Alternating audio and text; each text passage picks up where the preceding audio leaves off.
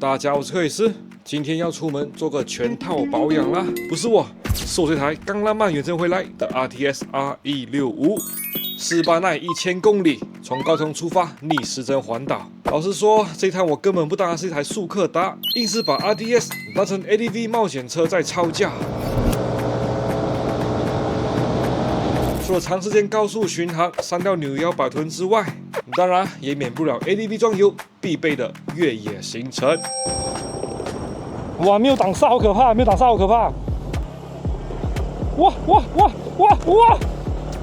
我差點撲頭哎，身體要往前，重心要往前。過程中還經歷了一場又一場，預料之中卻也是非常讓我意外的無限女戰。這場斯巴奈環島對車對人都是一場強度不小的耐力考驗。總之呢，這台 RTS 目測起來是還沒散架，經嘛就來車行事後見檢，跨級的這台 RTS R165經不經得起如此高強度的耐力測試？影片的最後再稍微大家補充我這台 RTS 冒險遠征的重點心得。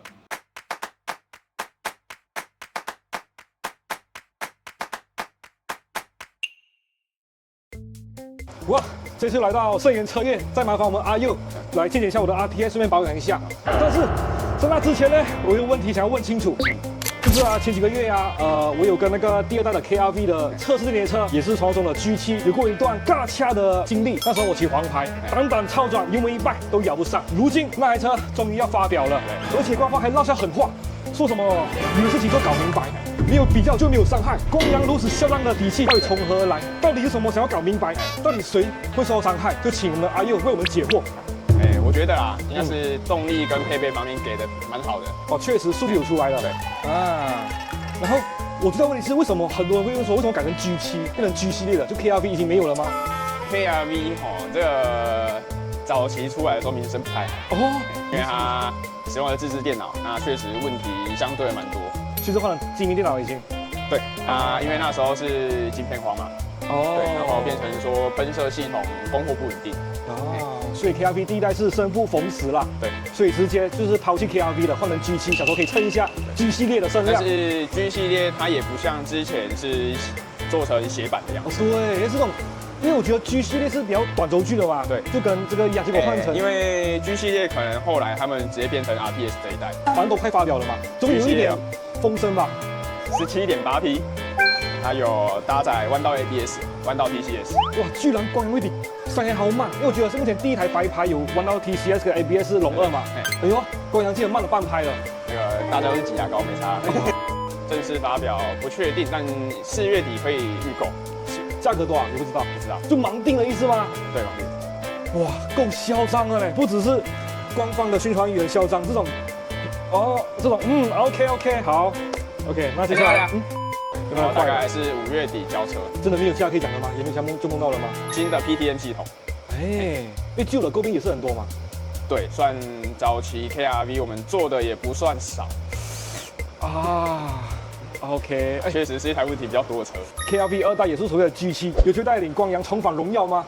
希望啊，希望。OK， 希望不是奢望。OK， 好了，做好最重要。Oh my god！ 哇 ，OK。應該是還不能公布吧？這個應該，先暫時不要公布。好，反正很快就知道了，好不好？聽說就法務部很厲害，然後就現在高富海1000公里下的機油，可能還蠻絲滑的呢，算漂亮。它也沒有像燒焦啦，還是說，變得比較髒，合理範圍內。這次主要想說，順便檢查一下有沒有螺絲鬆掉什麼的啦。好，因為我有稍微去沙地，對，然後這種就是需要關到 T7 才有辦法前進的沙地，然後還有一些碎石路。好，然後騎了快超過1小時的碎石路，然後過程中会難免有發生一些很奇怪的雜音，就是懸吊觸底啊之類的。好，看看有沒有螺絲鬆掉。我騎起來是沒什麼問題啦，應該是都還好，比較多會卡石頭的地方應該是前面這一塊。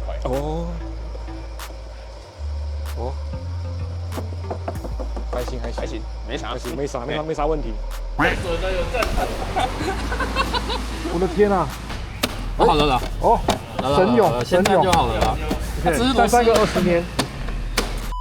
上次我們換的是10W50的機油嘛？對，像你在長途行駛的時候，基本上油還是希望給到濃一點比較好啦。沒錯，尤其是48那一種。對，如果說是長時間短距離行程的公里數比較長，那你一樣可以換比較薄的機油。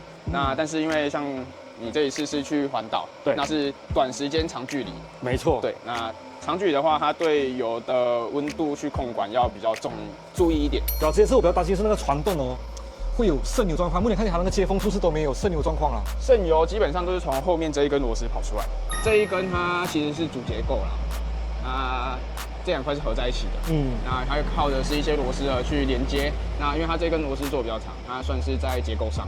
那你把它拆松之後，它相对的它墊片就会有點比較鬆滑 ，OK， 啊，就会有一些油氣的現象跑出来。目前狀況還 OK 吧？還 OK， 它只要不是低油，那都還好。OK， 剎車皮前後都 OK， 然後底盤看起來也沒什麼傷。OK， 另外一個基礎保養齒輪油，目前看起來那油脂還蠻漂亮的，哦，還蠻清澈的。其實只要有照時間換，油都不太會去裂化。對，流動性也很棒，還是有點光澤。OK。這車換回10W40了，30的番號我也換過了，只是它騎起來是很爽快，沒錯，很輕快。可是大約700多公里開始衰退了。可是換1040的話，之前是使用性的是說保養後可以撐到下個保養，都沒有任何衰退的問題，很適合一般騎乘。讚讚。光良原廠的機，哇，流暢度真的很有差啊，跟50的番號。對，它50那一天看起來就很醜。對，超醜的，像 BT 一樣。哇！比較髒一點。我的天哪！太髒了吧！啊，可能你有跑到山路啦，山路它就是塵土會比較多。對啊，注意有一點，就是說空濾髒了，不要用氣槍去吹它。哦，為什麼？因為它的毛細孔會變大，變成說你沒有捕捉粉塵的效果。那沒有捕捉的時候，就等於說這個空濾根本就沒用。真的要好好注意你們的愛車啊！這些粉塵守不住的話，你的引擎就是首當其衝受到傷害。對。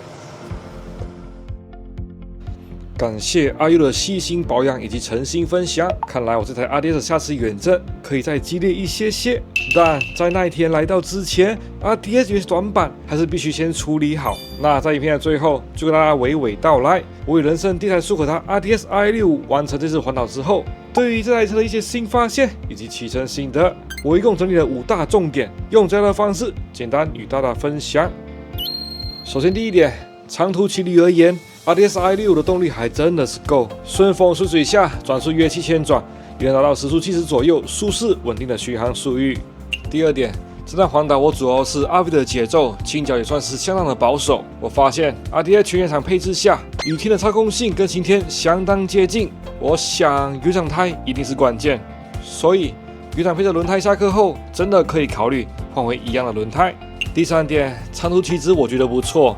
對我這種身高大約178左右的騎士來說，腳所能生長的範圍確實不會太憋屈。RDS 在這一類短軸距的速可達裡面，這一點應該算是蠻突出的吧。第4點也是最欲哭無淚的點，就是長途騎旅下 RDS 的原廠坐墊實在讓我太崩潰了。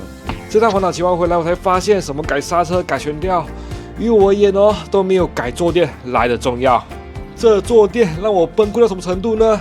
就在環島第2天，還需要與同行夥伴輝哥短暫換車騎，才能舒緩我的屁股的痛楚。總之呢，在沒有改坐墊之前，我真的不想再騎着 RDS 去跑超過1天以上的旅程。第5點也是最後一點，其實也沒什麼，不過我想要提一下，就是 RDS 車重125公斤，遇到強側風的時候真的很刺激。時間一長，專注力的消耗其實蠻大的。所幸像是巴奈環島沒有太頻密遇到強側風，不然整趟騎乘壓力應該會再高一些。總而言之，經過 RDS 半年的市區通勤體驗，一直到剛結束的4巴奈環島，這台車對我來說還是一台短程偏性能運動取向的速可達。如果是想要長途取向的使用，多少還是受到短軸距先天的限制。話雖如此，RDS 我覺得在長途騎旅中仍是一台蠻有樂趣的車款。除了坐墊不太適合長時間騎乘，以及續航上多少有點焦慮之外，這台車動力儲備和操控性，在長時間騎乘的狀況下其實是輕鬆的。然後各道路情境也幾乎沒遇過動力不足的壓力。當然，每個人騎乘需求或是樂趣來源都不盡相同。以上的分享只是我個人主觀感受。那這影片就這樣子啦。至於4巴奈環島的完整記錄，我再找時間把它剪出來。OK， 我是克里斯，拜。